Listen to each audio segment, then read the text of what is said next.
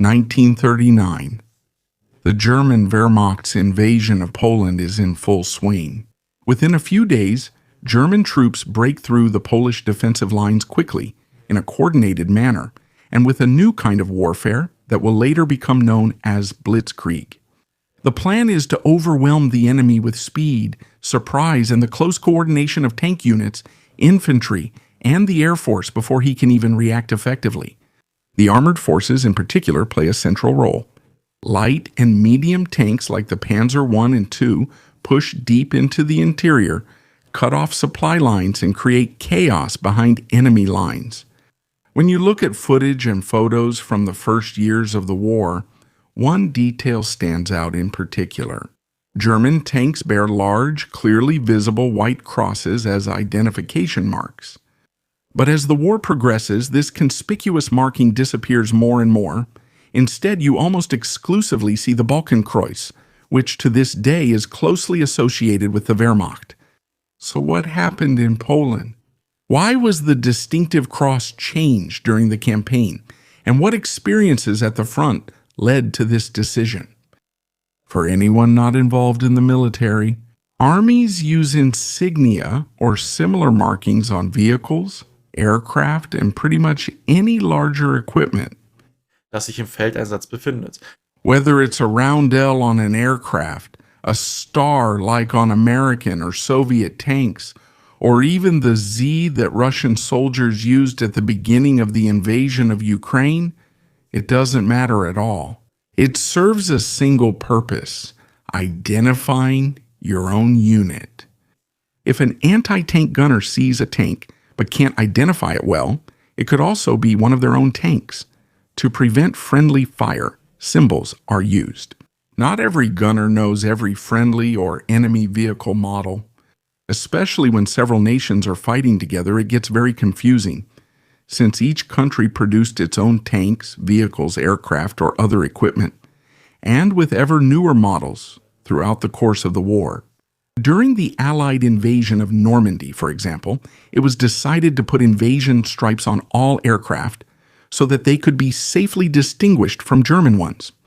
So you only had to remember that planes with stripes were friendly, and those without stripes could potentially be enemy aircraft, without having to memorize every aircraft type.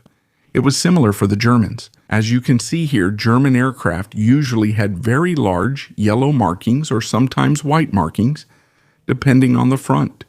And those are there so that their own anti-aircraft gunners know that it's one of their own planes before they shoot it down. So in the end, it's mainly meant to show our own units that we are allies and don't have any hostile intentions.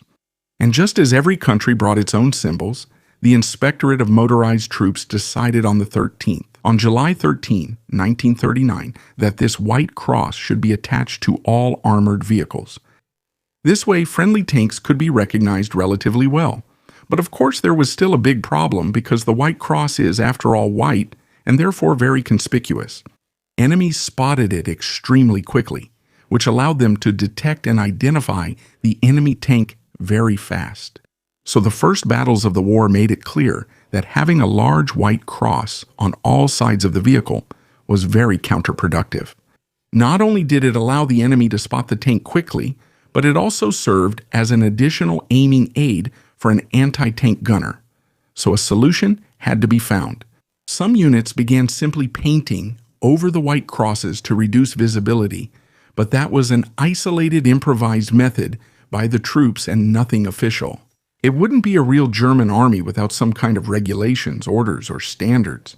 So, as a replacement for the white cross, there was a new order in October 1939, basically a month after the war began, which stated that a smaller black cross was to be drawn inside, leaving only the outline of the original.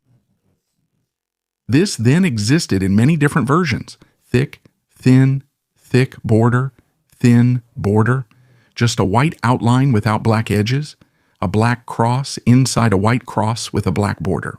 But it's also about certain corners that you're only allowed to mark. Then there was also a black cross with a white border.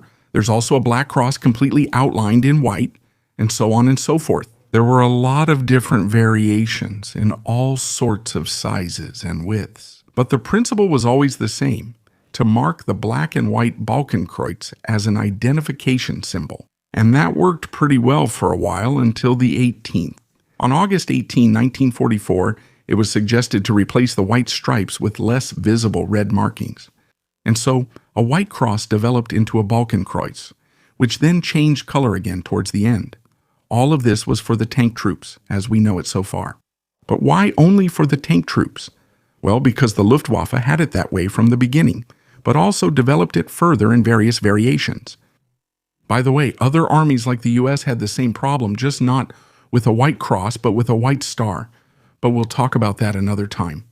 The war was definitely over, Germany was divided, and about a decade later, the Bundeswehr was established in the West, which needed its own identification symbol. This is where the Black Cross, or the Iron Cross, came into play, which was modified once again over time. By the way, back then many politicians were upset about this decision. The then head of the Federal Chancellery, Hans Globke, viewed the whole thing with skepticism. A quote from the cabinet meeting in 1956, "It's not clear to me why the Bundeswehr wants the Iron Cross, while all other NATO states use 3 circles in national colors." End of quote. He was referring to the roundel. That's not completely correct either. Because the USA also doesn't have their national flag inside a circle, but rather they had this logo at the time of the decision or at the time of the criticism, and other countries as well, like for example a country like Portugal, which is both a member and a founding member, also doesn't have its national flag inside a circle. I think they were just looking for a pretext here to argue against the Iron Cross, which still accompanies us to this day. And rightfully so.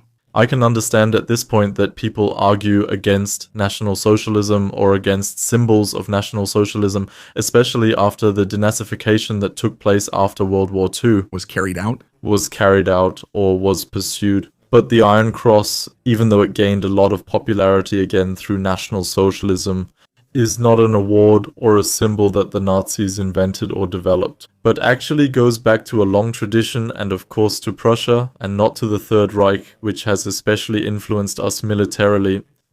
Personally, I think the decision is quite good because in my opinion the Iron Cross fits better with the traditions, and also looks much better than a black, red, gold roundel.